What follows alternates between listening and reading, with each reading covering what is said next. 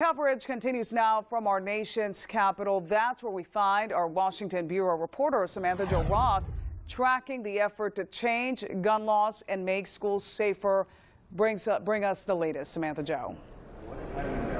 Well, Veronica, 1 year later, survivors and families of those lost are still pushing for more restrictive gun laws and more aggressive school safety measures.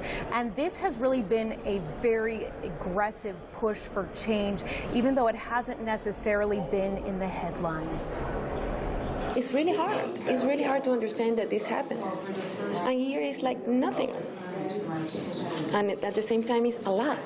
It's been 365 days since Patricia Oliver learned her son Joaquin was gunned down in the hallway of his high school. Now she says she's coping the only way she knows how. We have to do something. Oliver is not alone. Survivors and families of those lost have made names for themselves on Capitol Hill by sharing their stories. She was murdered last week, and she was taken from us. Participating in roundtables, marching on Washington, testifying before Congress. It's completely changed my life. Alea Eastman hid beneath a dead classmate to shield herself from the shooter's bullets. She says she's disappointed federal lawmakers have not made any changes to gun laws. It seems like it's been ignored for decades. But House Democrats to change that. Just last week, the House held its first hearing on gun violence in nearly a decade. Congressman Ted Deutsch says it's a small step forward. That debate never would have happened had it not been for the advocacy of so many people across the country, starting with those in South Florida.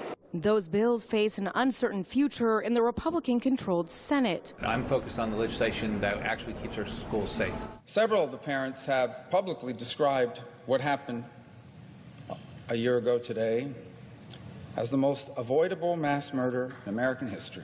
And that's why survivors and families say they'll continue to fight. The pain doesn't go away. You miss every single thing about Joaquin. We miss him in every single aspect.